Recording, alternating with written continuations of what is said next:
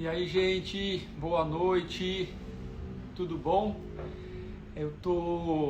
Tava assistindo agora uma live incrível. A Escola da Cidade tá fazendo excelentes lives coordenadas pelo Guilherme Wisnik. E acabou de tô meio assim, acabei de assistir uma live incrível com o Fernando Haddad. Ai, pensar que podia ser tudo tão diferente, né, minha gente? Se a gente soubesse votar direito, meu pai amado, Haddad do céu, que loucura, né? A gente podia ter um professor no governo agora, ajudando, mas não é o que tá rolando. Bom, vamos lá. Hoje eu vou conversar com o Maurício Arruda, que é um grande amigo de longa data, mais de 20 anos. O Maurício fez mestrado em São Carlos, onde eu estudei, a gente se conhece desde a época da faculdade. Depois em São Paulo foi um dos meus primeiros amigos desde que eu mudei para cá. Já fizemos muitos projetos juntos, já viajamos juntos. E deixa eu ver se ele já entrou. Então hoje eu estou bem curioso para bater um papo com o Mal, para a gente saber... Ah, ele aqui. Mal, tô te chamando. E é isso, né, gente? A gente tá hoje a gente tá entrando na sexta semana aqui. Olha ele aí. E aí, Mal? E aí? Tudo bom? Tudo, e você? Eu montei até um cenário diferente, pus uma luz azul atrás, assim, pra dar um clima. E Tá aí, bem mais profícia do que as primeiras, hein? nossa, eu comprei aquele negócio assim, que aí distribui a luz. Eu tava assistindo as primeiras, fica meio torto, assim, fica meio de lado. Pô, você já tá taribado aí, né? Você já sabe fazer direito. Tô E aqui, aí, tô aprendendo também. como é que você tá? Quarentena total? Como é que estão as coisas aí na tua casa, no estúdio? Tudo bem, tudo bem. Quarentena total em casa. Acho que hoje tá batendo 37 dias, 38 dias mais ou menos que eu tô em casa. Assim, em casa mesmo. Só saio pro estritamente necessário. Nem supermercado tenho ido muito, acho que eu devo ter ido mais umas 2 vezes. Quase tudo é delivery.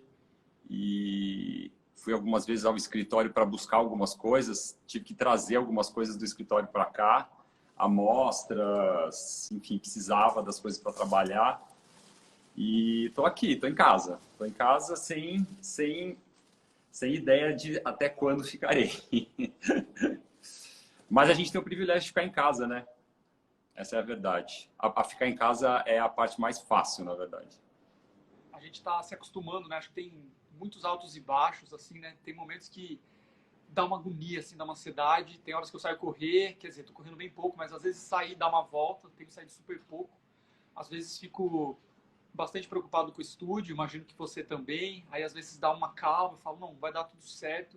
Acho que essa incerteza que deixa todo mundo meio doido, né? Hoje eu recebi uma ligação de um amigo que é arquiteto no Rio e também, enfim, para trocar uma ideia e saber como que a gente estava remanejando o estúdio, né? Como é que está funcionando lá a todos? Está todo mundo trabalhando de casa? Vocês estão fazendo assim, quais são os aprendizados, né? Primeira coisa que eu queria conversar com você, que é uma coisa que eu tenho pensado muito.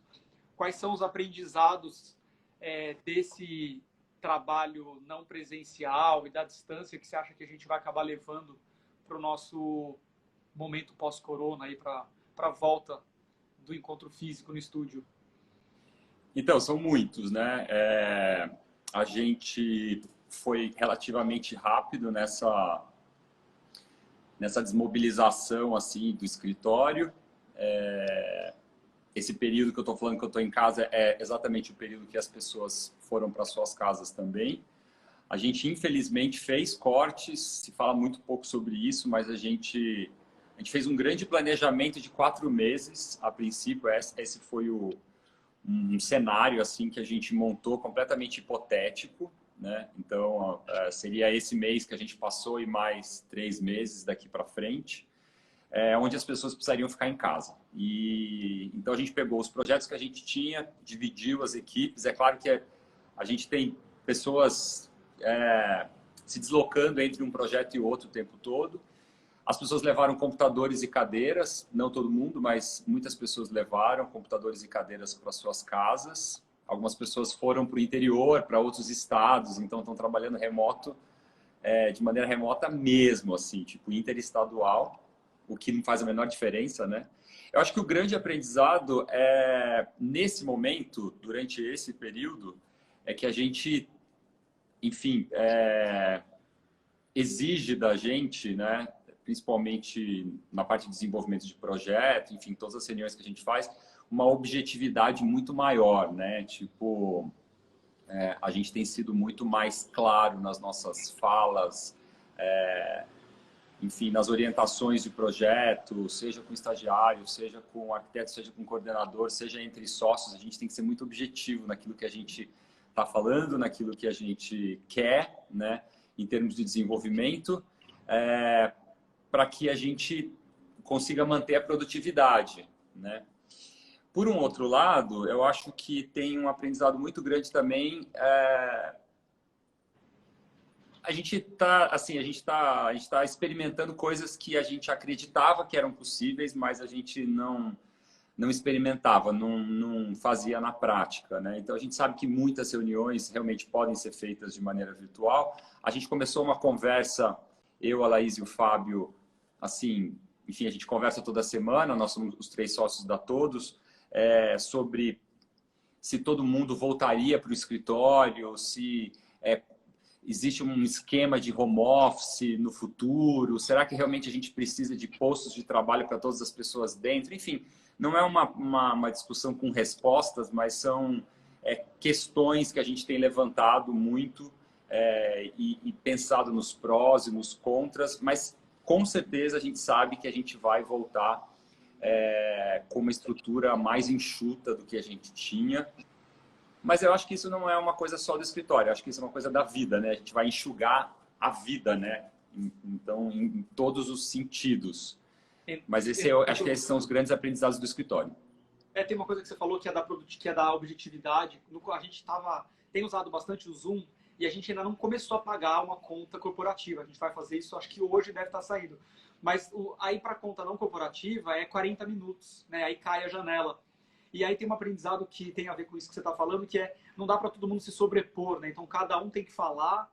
A gente tinha esses 40 minutos, claro, depois dá para abrir uma outra sala, mas a gente começou a entender o tempo das reuniões, que quando estava no perto de 40 minutos, corta a sala.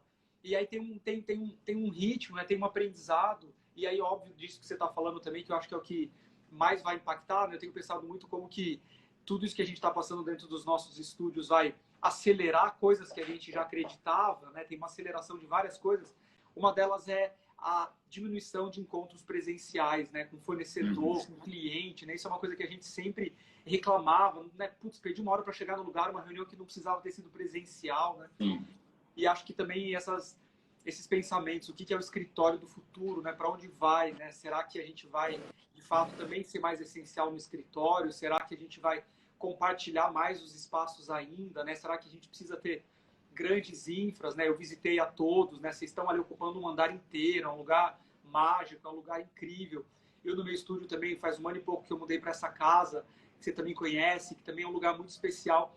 Tem uma coisa que o digital nunca vai substituir nos nossos escritórios, que você deve estar morrendo de saudades também, que é aquele momento que você não programa, né? Uma conversa na cozinha, uma fofoca que você troca, dá uma puta saudades, né? Assim, é foda, né? Assim, ontem a gente fez uma reunião com todo mundo, assim, no Zoom, foi super bonito. Cara, eu terminei, eu chorei. Assim, eu terminei e falei, cara, eu tô super saudades. Eu tava super sensível, eu falei, eu chorei. Eu falei, eu quero ver essas pessoas. Eu acho que a gente vai, no futuro, supervalorizar o presencial. Essa que é a grande diferença, né? Existe uma banalização muito grande do presencial, porque a gente podia se encontrar aonde a gente quisesse, a qualquer hora, por o tempo que a gente quisesse. Então, acho que existe também um panorama aí, um cenário, falando um pouco de mudança de comportamento, da gente valorizar mais esses momentos, né? De potencializar esses momentos também, né? Tipo, vai ser muito importante o momento que você tiver na presença, porque na verdade o que o vírus aponta para a gente é que as coisas não vão voltar completamente como elas eram antes, né? Vai existir toda uma mudança de comportamento em relação a aglomerações, a entradas em espaços públicos, em circulações, em prédios comerciais, enfim, a gente vai criar uma série de novas regras de convivência. Então, eu acho que encontrar alguém vai ser uma coisa muito mais importante do que era antes. E isso, e acho que é isso, né? Então, acho que isso aponta já para uma mudança grande aí nas relações de trabalho que a gente não tinha antes. Mal, eu nem te agradeci, obrigado. Eu já fui começando todo ansioso, super obrigado. Por quê? Pra gente estar fazendo a live junto. Imagina! Na sua correria aí, a gente fazer uma hora, legal. Eu tava...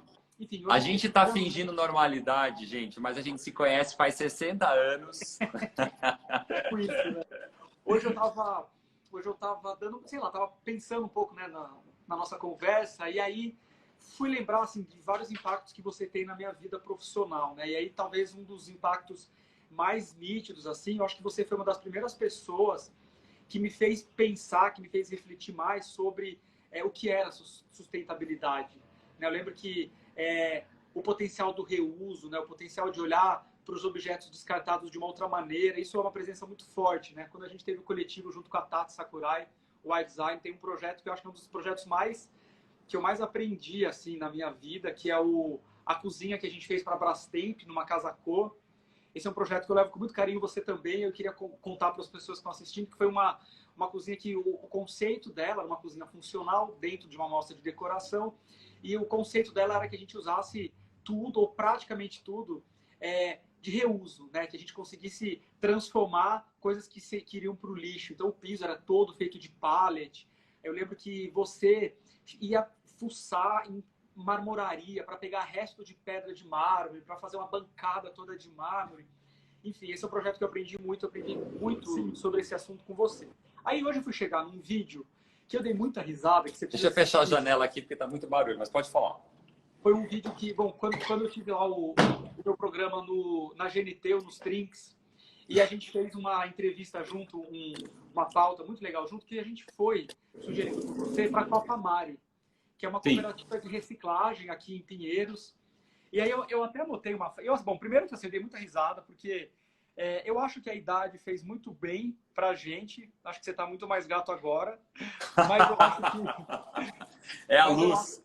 Mas a gente tava de cabelo assim, preto, assim, com a gente, 10 anos passaram. Cabelo, né, amigo? A gente tinha cabelo, né? Aí já faz 10 anos isso. E você falou uma coisa muito legal nessa entrevista, né? Então, assim, eu acho que realmente foi uma pauta, foi um assunto muito quente 10 anos atrás, né? E aí você fala assim, eu não sei se eu estou sendo muito otimista, mas daqui pouco tempo, as empresas e os próprios designers vão descobrir que muitos dos recursos que a gente precisa estão aqui, né? Então, só para contextualizar, a gente estava depois eu posso postar, mas o Maurício falou essa frase no meio do descarte de resíduo. Então, assim, tinha um monte de coisas de plástico, de tampinha. Então, eu lembro que você pegava nas tampinhas e falava, isso aqui para mim é a Disney, né? Isso aqui para mim é uma fonte de inspiração. E aí você ainda fala, muito da minha inspiração do meu trabalho vem daqui. E aí eu fiquei pensando muito nisso. Falei, cara, passaram 10 anos, né? E mais do que nunca, essa pauta tem feito a gente pensar muito, né? Você com as suas crises, eu com as minhas, né? O que significa estimular o novo? Para onde é que caminha? Queria começar assim também perguntando um pouco para você se esse período tem feito você repensar ainda mais esse que já era talvez uma das pautas mais importantes no teu trabalho, assim.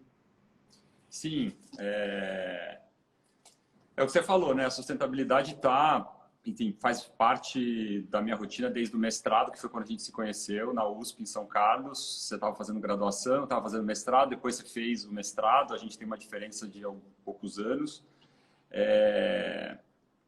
E a gente está falando de 2000, né? Eu terminei meu mestrado em 2000. Então a gente tem 20 anos. Durante esse período, eu acho que essa fase exatamente que você estava falando era uma fase de muita experimentação, né? Que eu acho que é muito importante, uma coisa que a gente não deve perder nunca, em qualquer área de trabalho, né? Você não perder esse desejo do novo, né? De experimentar. A gente estava fazendo várias experimentações nesse momento, né? Reutilizando coisas e entrando um pouco em contato com essa matéria não prima e usando ela como insumos para os nossos projetos arquitetônicos, que era uma coisa que absolutamente ninguém fazia, era praticamente meio impensado, né? Mas é claro que durante todo esse período, em 20 anos, a sustentabilidade, ela, de modo geral, ela evoluiu pra caramba também, né? Tipo, é uma palavra hiperutilizada. Agora, trazendo um pouco para o dia de hoje, o que eu percebo é que a gente tinha uma sensação de que a gente estava gerando lixo demais, de que a gente estava viajando demais, de que a gente está poluindo demais, né? De que a gente estava andando de carro demais, que a gente estava consumindo demais. E o vírus, de alguma maneira, a pandemia, ela nos obriga a fazer uma coisa que a gente já sabia que a gente precisava fazer, né? Então, eu acho que esse é o grande momento da sustentabilidade e é a oportunidade que a gente tem de realmente rever o nosso impacto no planeta. Porque a questão da sustentabilidade é uma questão que se refere ao futuro, não se refere ao presente. Muita gente fala assim, eu não vou fazer nada porque eu não vou ver os resultados. Isso é uma coisa que eu ouço muito. Mas a gente não vai ver mesmo. Não é para a gente ver, né? Tudo que a gente está fazendo, na verdade, é para os nossos filhos, para os nossos netos. O que a gente está vivendo, a realidade que a gente está vivendo, é uma herança dos nossos pais e dos nossos avós. Então, a sustentabilidade, ela é um projeto de futuro, ela não é um projeto de presente, né? E eu acho que a gente estava muito focado no nosso presente, né? Na nossa satisfação, no nosso bem-estar. Eu acho que a tecnologia, de alguma maneira, trouxe essa impaciência, né? Então, eu acho que esse é o grande momento de a gente rever o nosso impacto, né? E perceber que realmente a gente não precisava. Ontem eu postei uns stories aqui no Instagram falando um pouco sobre isso, que eu acho que a gente estava vindo de um momento onde a gente estava muito focado no lugar onde a gente não estava, naquilo que a gente não tinha e numa coisa que a gente não era. E nesse momento dentro de casa, é como se a gente não pudesse mais viver isso, né? A gente tem que viver o presente, a gente tem que viver com o que a gente tem, no lugar onde a gente está. É claro que eu, você, a gente está falando de um grupo de pessoas privilegiadas que podem viver esse momento dessa maneira, que não precisam sair de casa, que não precisam sair para o hospital, que tem comida, que pode pedir um delivery, tudo isso. A gente entende tudo isso, mas eu acho que a gente chegou ao momento de equalizar, né? Tipo, esse nosso impacto. A gente foi meio forçado a fazer uma coisa que o nosso consciente coletivo já sabia que a gente precisava fazer. E eu acho que uma outra coisa, só para finalizar essa coisa da sustentabilidade, que eu acho muito legal, é que a gente... Eu esqueci o que eu ia falar. Adoro. Daqui a pouco eu lembro de novo. Então, Mas... eu acho que você está falando de uma coisa que tá batendo muito, né? A gente está ouvindo falar muito assim, sobre a era do essencial. Eu lembrei, mas depois eu falo, depois eu concluo. Não, mas é isso, assim, você está falando muito, a era do essencial, né? Como é que a gente limpa, como é que a gente diminui, como é que a gente corta todos esses excessos, né? Depois eu quero entrar num outro assunto que é de projeto e da casa para falar desse essencial.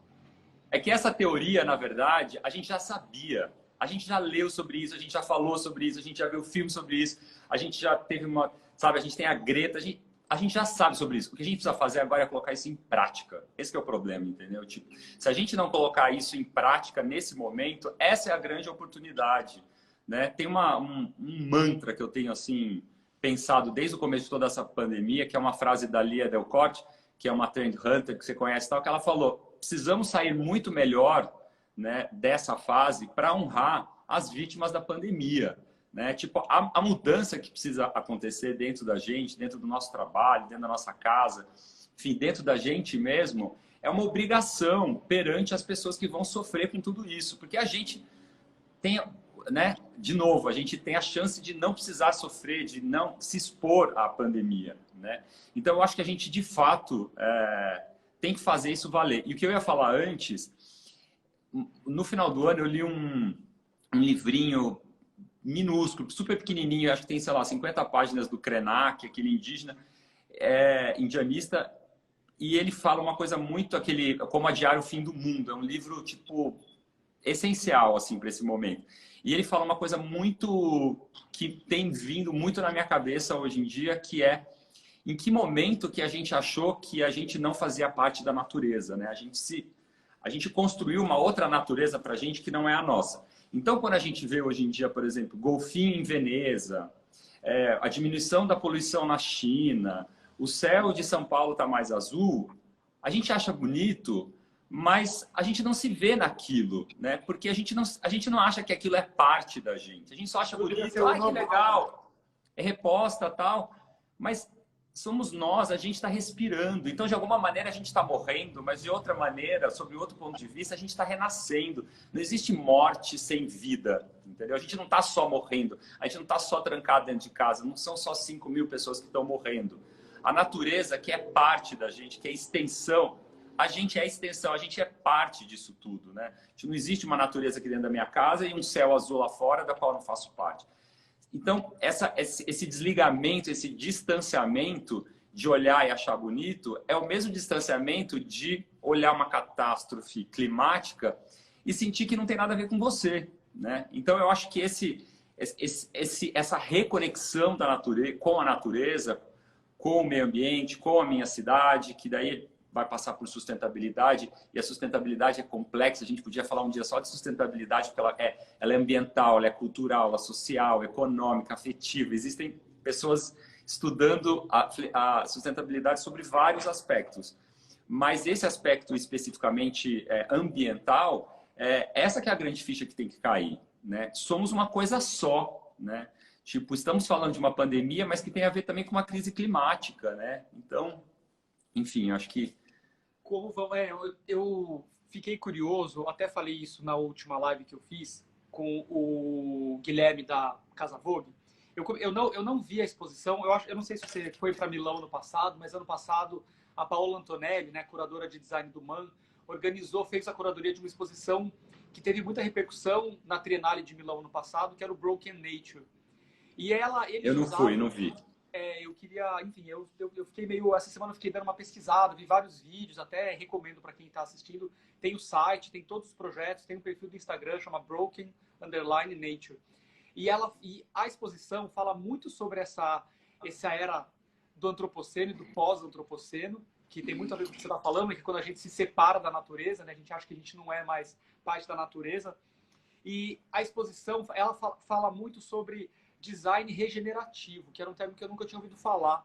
Então, eu achei super interessante. Ela fala como que, né, o design é uma ferramenta super importante que pode restaurar, que pode regenerar a natureza. Então, o que ela faz nessa curadoria é selecionar uma série de atitudes, de sistemas, de projetos que falam sobre design regenerativo. Eu achei interessante que eu nunca tinha ouvido falar. Eu até quis separar aqui as sessões que tem tudo a ver com... Acho que me lembrou muito coisas que você me fala e coisas que a gente discute há muito tempo, que é...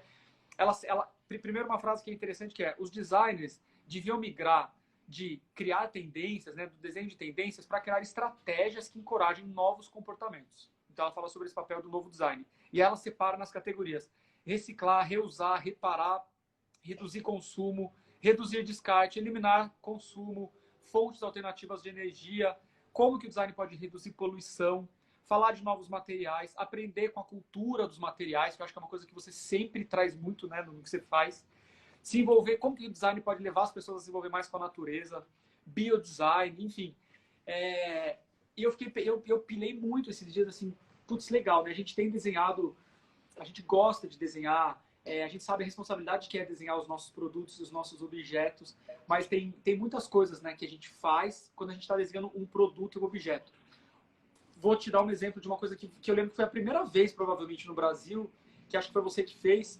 Você falou muito de copyleft, né? Você é um dos precursores que pôs na prática a ideia de copyleft. Eu nunca me esqueço de um projeto super antigo que é o do Estúdio Mama, né? Então, assim, que foi criado por uma holandesa, e aí que você traz para o Brasil, e era menos sobre o ato de sentar, menos sobre a cadeira, mas era sobre o processo, sobre o reuso, sobre criar um projeto que é compartilhado de modo aberto.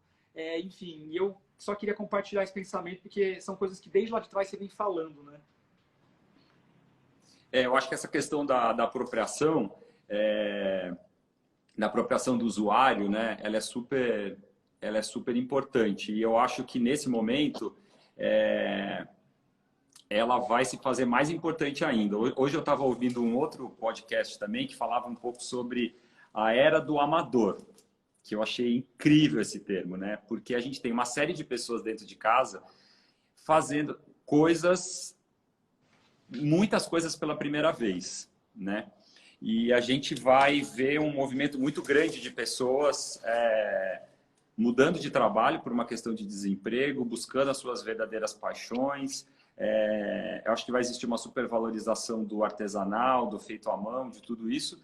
E tudo isso passa um pouco por esse protagonismo do usuário, né, da própria pessoa, né? Então, acho enfim, makers, enfim, tem uma série de pessoas falando sobre isso de maneiras diferentes. Eu acho que o design pode construir isso, o design, de novo, eu acho que essa é uma discussão que a gente teve lá atrás, há muitos anos atrás, que eu acho que é sempre uma boa definição. O design é uma ótima ferramenta para esse tipo de coisa, né? É para isso que o design ele vai se justificar cada vez mais. Ferramentas que possibilitem mais apropriação, ferramentas que permita mais protagonismo do usuário, que permita mais essas possibilidades de você exercer novas práticas, né? Seja para o seu bem-estar, seja para sua casa, seja para o seu trabalho, seja para você comer, seja para você vestir, seja para você construir, seja para você decorar. Então, quando a gente falava de copyleft, eu me apaixonei por esse tema lá atrás, porque, assim, fazendo uma explicação bem rápida aqui, para quem não está familiarizado com o tema, a gente está super acostumado com copyright, né? Onde a gente paga direitos autorais para reproduzir alguma coisa, né? Eu descubro qual que é o designer, seja de uma cadeira, de uma luminária, para eu reproduzir, eu posso comprar os direitos autorais e eu posso reproduzir aquilo se os direitos autorais estiverem à venda. O copyleft é o oposto disso, né? O designer quer que você reproduza sem necessariamente você pagar os direitos autorais. Bom, mas para que ele quer isso, né? Para que ele quer dar o trabalho dele de graça? Enfim, para alcançar um número maior de pessoas, né? Para beneficiar um número maior de pessoas. Então, aí a gente volta um pouco também naquela coisa da sustentabilidade, que é o pensamento coletivo, o pensamento no futuro, não é o pensamento no agora, em mim, né? Tipo, no meu lucro, no meu prazer, na minha...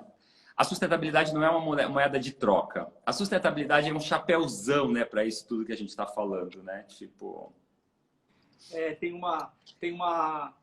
Tem um slide de uma apresentação que eu mostro desde sempre, que eu fico falando muito sobre a oportunidade que a gente tem de trocar a cultura do novo, né? Eu acho que mais do que nunca faz muito sentido falar disso, por 3 palavras que eu acredito que são assim, os tripés desse novo design, né? Que é trocar, consertar e fazer. Que tem muito a ver com o que você está falando também sobre essa lógica da cultura maker, né? Eu fiquei pensando esses dias, falei, putz, beleza, né? Se daqui 30, 40 anos a indústria do novo talvez tenha que acabar ou tenha que ser reduzida completamente, né, para a gente conseguir sobreviver, não tem mais como a gente extrair coisas novas, né, não tem como a gente extrair coisas da natureza para fazer novos produtos, a gente vai ter que migrar para reuso, para refazer, para consertar, para aprender a fazer. Isso está muito por trás da cultura maker.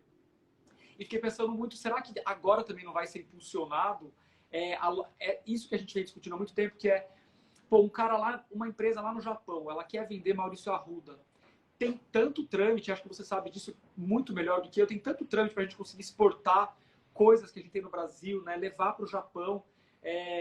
Eu lembro que uma vez você teve que mandar uma linha José para uma exposição que era super longe, foi super caro, gasta petróleo, né? Tipo, será que a gente não vai agora impulsionar, né? Bom, beleza, eu te mando o meu arquivo, você produz localmente. Eu nem acho que as pessoas eu nem acho que todo mundo vai ter uma impressora 3D em casa, mas eu fiquei pensando muito nisso esses dias. Cara, como é que a gente pode criar mais projetos que permitam isso, né? Porque tem uma outra lógica, né?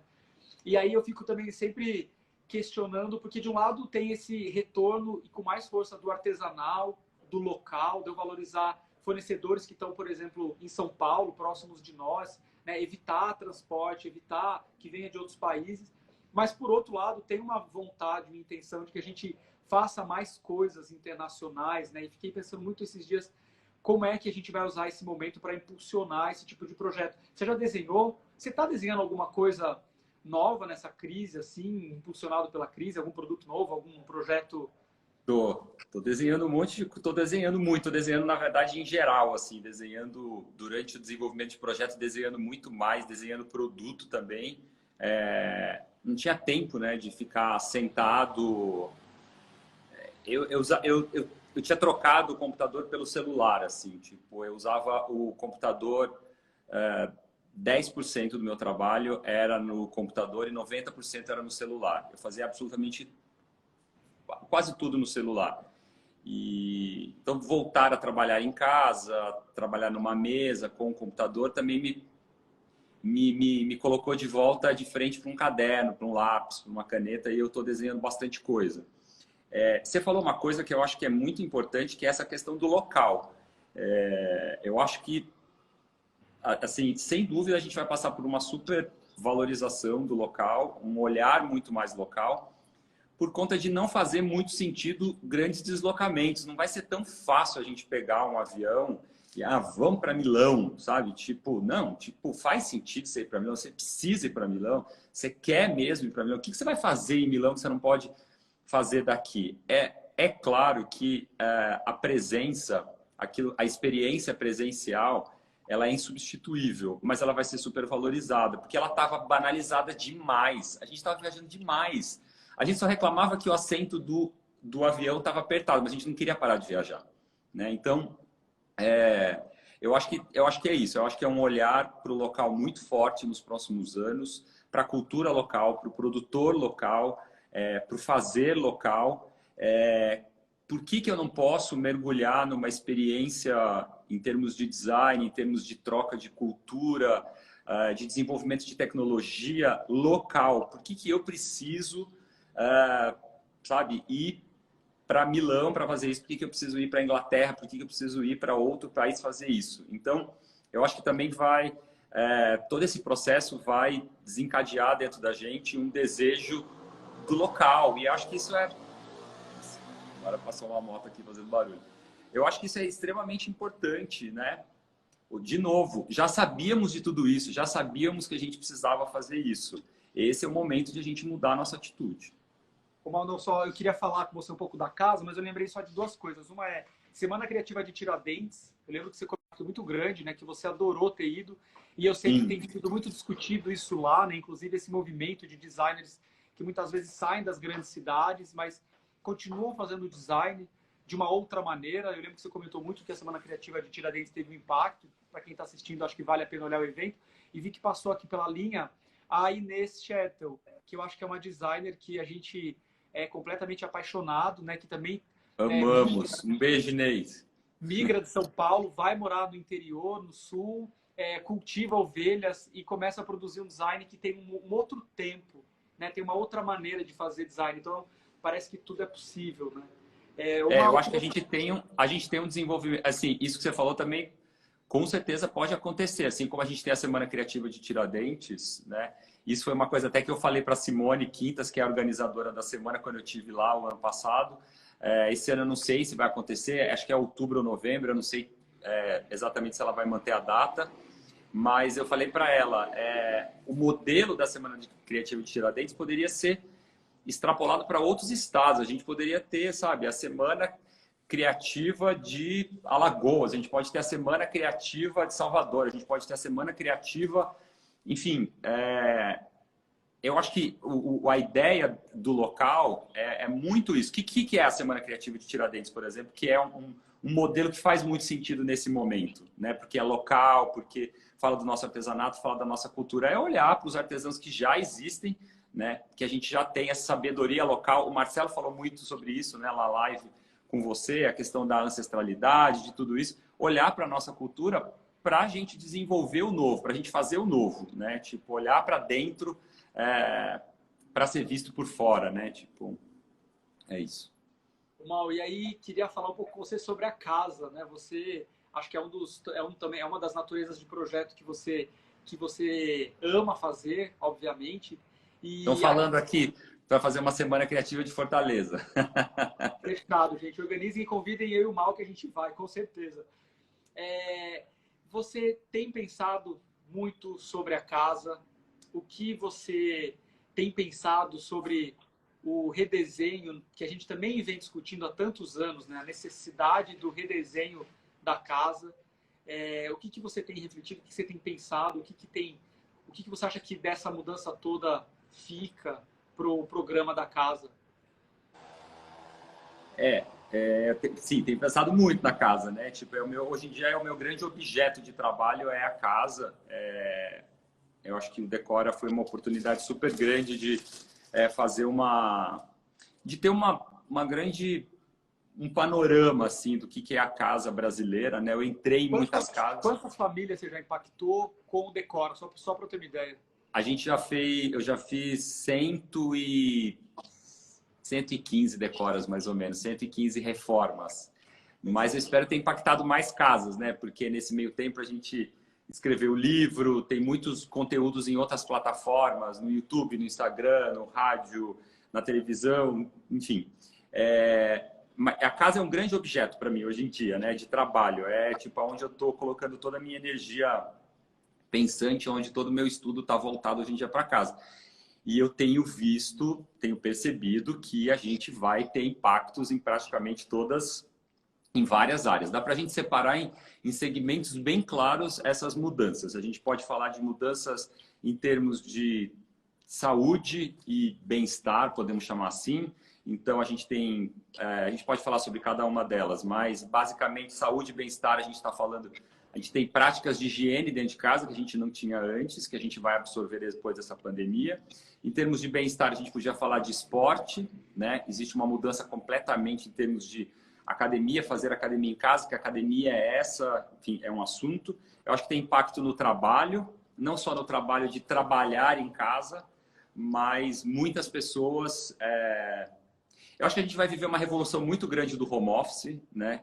Acho que vai ser a segunda grande revolução do home office, mas também de microempresas funcionando em casa, principalmente no Brasil por uma questão de desemprego. Ainda que, enfim, o desemprego nos Estados Unidos está tipo altíssimo. Ontem eu vi, eu acho que são 30 milhões de desempregados nos Estados Unidos, mais ou menos.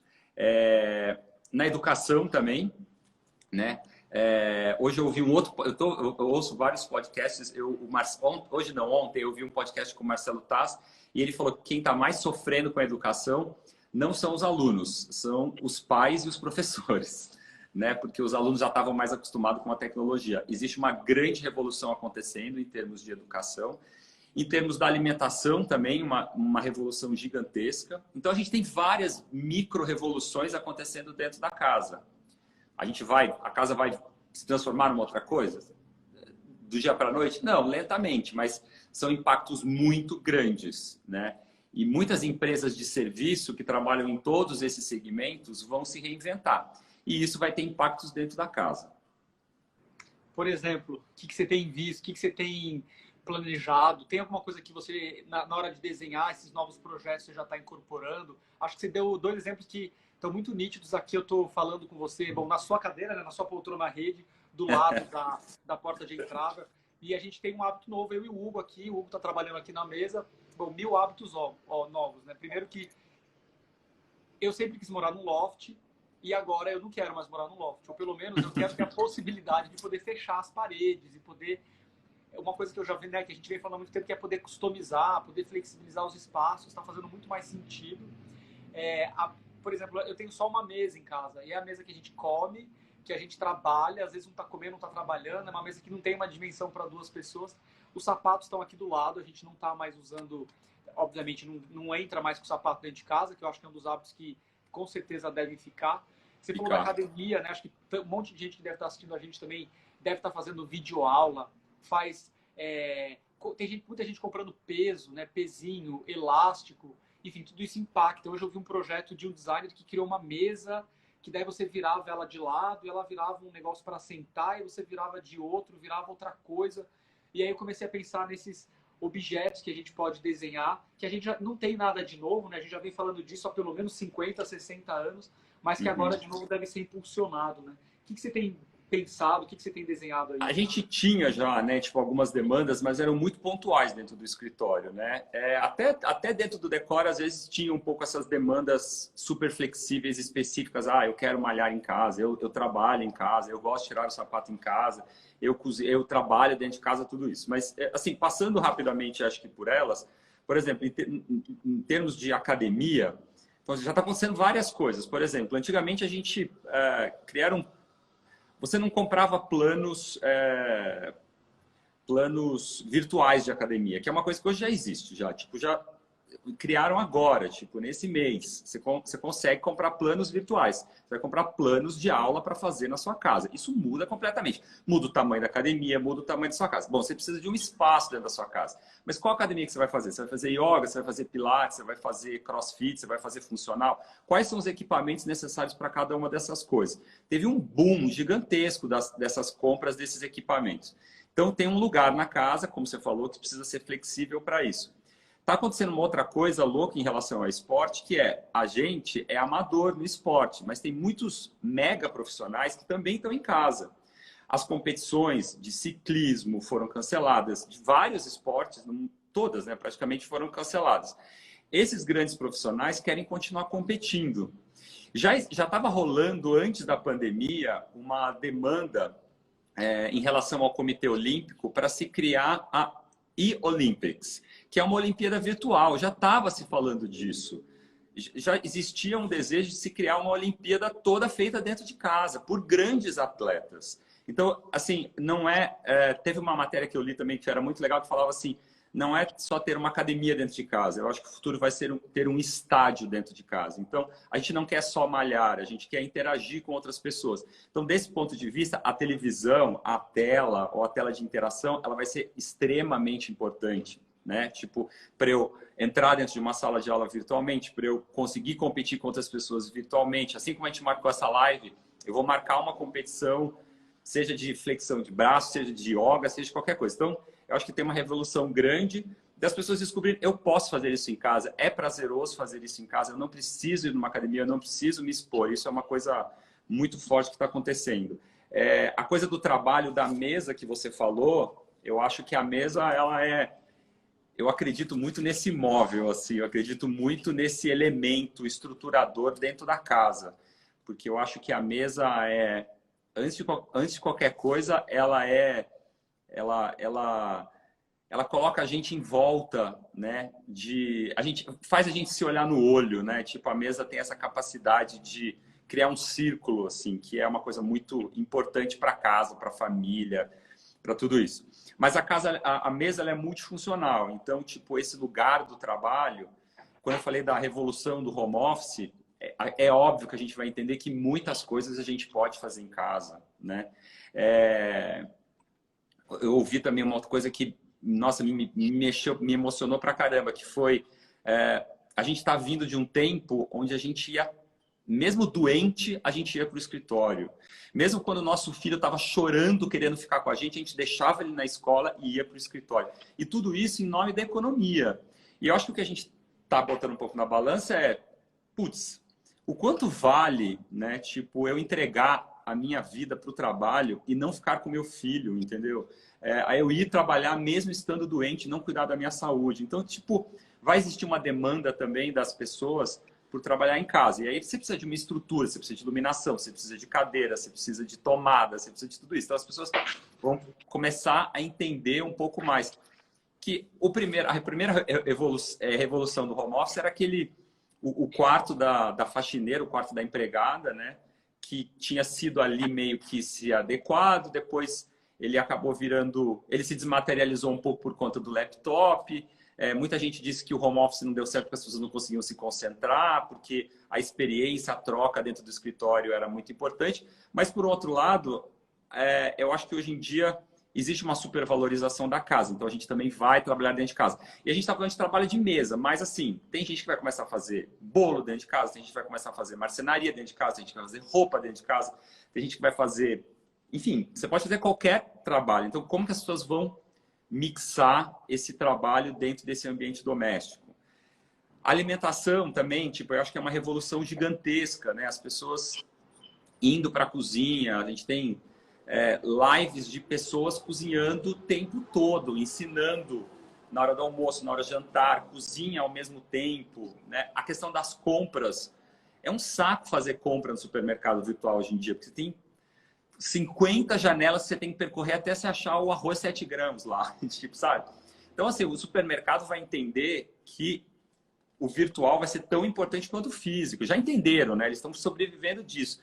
Então, tem que ser mais legal, tem que ser mais interativo, tem que ser mais inteligente, tem que ser mais pessoal, né? Eu não posso entrar no supermercado que eu já comprei e percorrer tudo que eu percorri de novo para achar. Não, ah, Maurício, você voltou?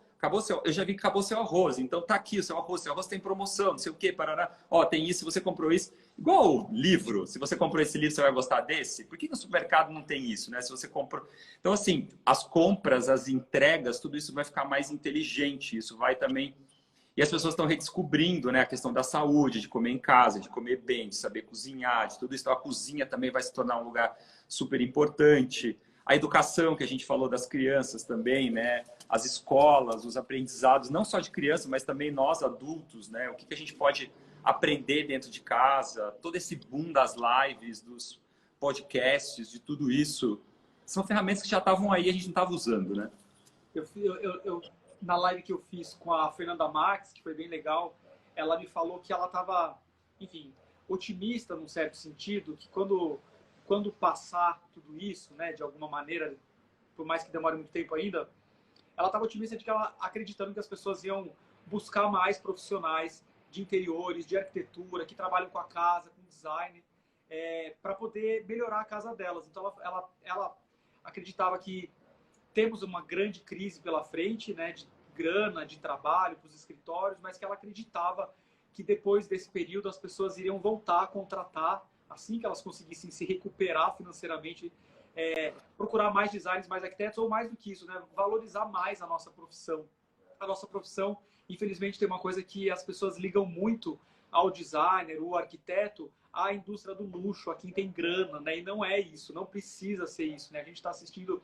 Eu sei que tem um monte de experiências de startup, de empresas que envolvem tecnologia e arquitetura, né, que conseguem fazer consultorias, né, arquitetos que estão criando modalidades de consultoria que se cobra por hora, então que fica mais acessível.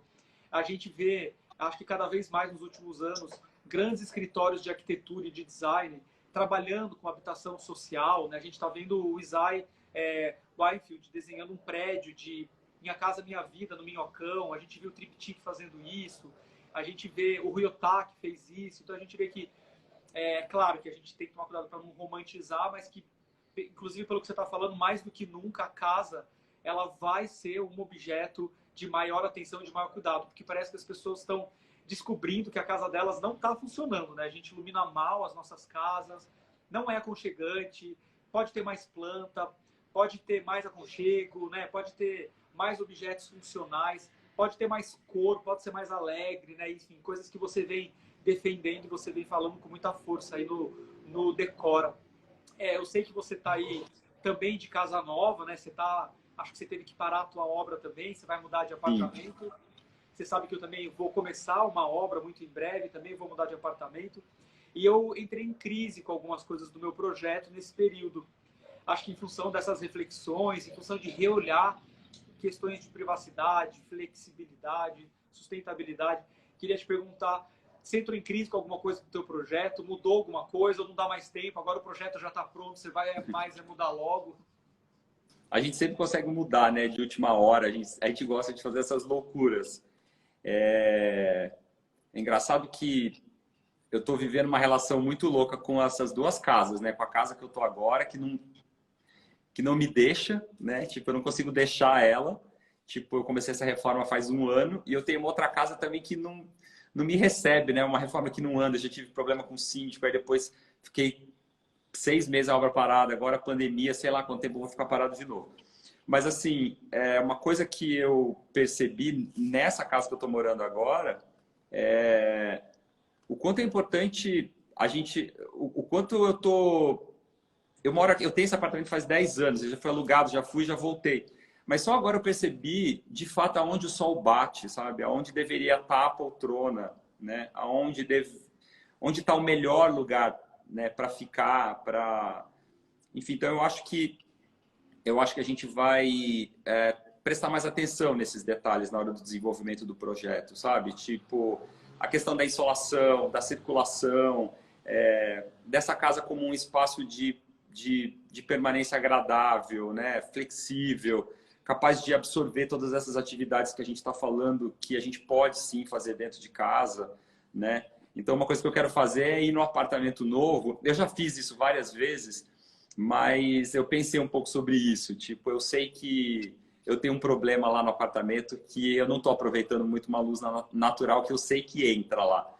Então eu já pensei, putz, acho que eu vou mudar um pouco, criar um lugar ali para ficar, porque aquele lugar vai ser muito gostoso em termos de insolação, em termos de iluminação, e tal. E enfim, hoje em dia, então acho que é isso. Acho que muda também a nossa percepção de projeto, baseado numa experiência mais real de espaço, assim, né? E de conexão desse espaço com o mundo exterior, né? Que horas bate o sol?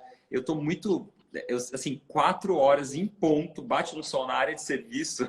Agora tem um banco lá na área de serviço que eu vou para lá e sento lá, porque eu não saio de casa faz 40 dias, eu quero tomar sol, o corpo está pedindo. Então é isso. Eu acho que essa micro percepção, assim, que já era uma coisa que fazia parte do nosso trabalho e que a gente tem que supervalorizar agora. Sabe o que eu tenho percebido? Na verdade, uma coisa que a gente sabe muito, mas agora a gente está provando mais na prática, que tempo igual qualidade de projeto. A gente é super atropelado pelos clientes, atropelado pelos prazos, né? Atropelado por essa economia. Tudo tem que ser rápido, tem que ser. A gente trabalha, a gente está acostumado. Eu acho que hoje no estúdio, a média da gente entregar um projeto, um conceito de projeto para um cliente é 30 dias. E isso é ridículo, né? Isso é muito pouco, né? E às vezes o cliente não quer, ele quer que entregue às vezes um projeto complexo em menos do que 30 dias. E o que está acontecendo no estúdio agora, a gente tem falado muito sobre isso no estúdio, projetos que a gente deveria ter entregue um mês atrás, não tem problema, a gente está podendo adiar um pouco a entrega. E aí está tendo mais qualidade, né? Porque não adianta, a qualidade de projeto tem que ter tempo, né? A gente testa, faz modelagem, simula o sol, muda o layout, muda a cor. Quando você tem que entregar o projeto em 30 dias, em 20 dias, chega uma hora que você fala, tá bom, acabou, eu fiz o melhor que eu pude, eu tô feliz, eu vou entregar. Só que agora a gente está provando muito mais isso, né? E aí eu estou falando isso também até pelo meu apartamento. O apartamento estava praticamente desenhado e agora, como a gente tem mais tempo, eu não posso começar a obra agora, a gente revisa, a gente testa, e aí eu olho antes e depois falo, cara, que bom que eu estou tendo pelo menos um mês a mais, que bom que eu estou podendo... Você tem sentido isso também? Vocês têm projetos que estão se alongando mais na primeira etapa, que é a etapa de conceito, e você está vendo, você está sentindo mais qualidade nisso? Tem acontecido? Sim, sim, concordo completamente com você. Acontece muito. A gente tem mais tempo, é mais trabalhoso também desenvolver o projeto em equipe à distância, principalmente a fase de criação, né? Porque eu particularmente não gosto muito de trabalhar sozinho, né? Eu gosto de trabalhar em equipe. Eu não tinha mesa no escritório, eu sentava, né, do lado dos coordenadores, enfim, das pessoas de criação e ir ali de projeto em projeto. Então, tipo, estou sentindo muita falta nisso. Fazer tudo à distância também é mais trabalhoso, é mais lento. Mas eu acho que sim, eu acho que a gente também vai valorizar um pouco esse amadurecimento do projeto que é necessário, ele não pode simplesmente não existir, né? Eu acho que ele tem que existir, ele é real, né? Tipo, acho que a gente estava meio pulando etapas aí, né, por conta da velocidade que a gente estava vivendo, que são etapas que a gente não pode pular. Ok, nossa, dá bom, dá pra gente ficar conversando mais uma hora, mas aí daqui a pouco eu tava assistindo uma live ótima agora, tá? Até falei no começo aqui da live, que tá rolando da escola da cidade. Bom, é isso, né? Eu li lá no perfil do André Carvalhal uma coisa engraçada, que ele falava assim, a curva das lives não está sendo achatada, né? As lives continuam acontecendo e eu tô achando maravilhoso, porque tá rolando... Não, não vai mesmo, né? E tem a ver com isso que você falou, que ali Edelkut tão bem definiu, a era do amadorismo, né? As pessoas estão cozinhando, postando, fazendo live, muito podcast interessante rolando, né? Não eu acho que isso traz um afago, porque não é distanciamento social, é distanciamento físico, né? As pessoas estão se falando, estão se vendo, às vezes até mais do que antes. E aí tenho pensado, só para concluir um pouco na história da casa, eu tenho pensado muito como essa dinâmica do amadorismo, da própria live, dessa nossa relação com o celular, tende a se ampliar, né? Por exemplo, eu estou falando com você agora com o meu celular. Eu até podia estar falando no iPad, mas não cabe aqui, eu estou falando no meu celular e é muito pequenininho. E aí, então, pensando, né, nisso que você estava falando, das pessoas que vão filmar mais gastronomia, ou a gente está percebendo que está chegando muito esse momento das pessoas fazerem aquilo que elas realmente gostam. Especialmente porque muita gente vai perder o emprego, muita gente vai ficar sem poder trabalhar com o que elas trabalhavam, mas também pode ser o momento para elas refletirem, né? Eu estava fazendo aquilo que eu gostava mesmo? É isso que eu faço com paixão? Né? A gente vê por exemplo, eu conversei com isso, acho que um pouco com o Márcio Kogan. Tem muita escola de arquitetura, tem muita escola de design, tem muita escola de moda. Não tem demanda de mercado para formar tantos profissionais, pelo menos daquela maneira tradicional, né? Então, me parece que também é uma oportunidade, dentro do caos, dentro do sofrimento, de tanta gente que vai perder emprego, de realmente pensar, é isso que eu quero fazer? De repente, o cara estudou, foi lá, foi fazer design, foi fazer não sei o que, ele, na verdade, queria fazer bolo, né? Ou, de repente, ele ama fazer yoga e ele vai capitalizar em cima disso, vai mudar de área, vai ter mais o do it yourself, né, que é uma coisa muito comum na nossa área também, do faça você mesmo, vai dar curso. E aí, só para concluir, então, pensando como que a nossa casa vai poder receber mais isso, né? Então, que tipos, né, de design e de desenho de interiores para eu poder apoiar o meu celular, ou para a câmera já estar integrada no próprio concreto, né? Como que a minha cozinha vai ser desenhada para que eu possa tanto cozinhar, mas também fazer as minhas lives. Como que a parede da sala pode se transformar numa grande projeção para que eu assista às lives ou dê aula quase que na escala 1 para 1 com os meus alunos, né? Como que a superfície da casa, a casa é um envelope comunicante, ela é uma interface comunicante e mais do que nunca, né? Então, como que ela se torna esse envelope comunicante, assim, né? Eu acho que seria muito legal daqui 10 anos a gente reassistir essa nossa live de hoje e poder rir com coisas que a gente previu, sonhou, né, imaginou, e poder ver que muitas das coisas realmente aconteceram, né? E eu queria só pedir para você, temos 2 minutos aí, se você puder contar algum livro que você está lendo, alguma coisa que você está fazendo. Eu sei que você faz muito isso no teu Instagram, o tempo inteiro você está compartilhando, está dando dica, está fazendo... tem uma generosidade muito grande no que você faz, né? Você sempre foi assim, e isso é muito nítido no teu Instagram. Isso é lindo de ver, porque você está sempre compartilhando o que tem que ser compartilhado, né? E aí, queria que você compartilhasse alguma coisa antes da gente se despedir.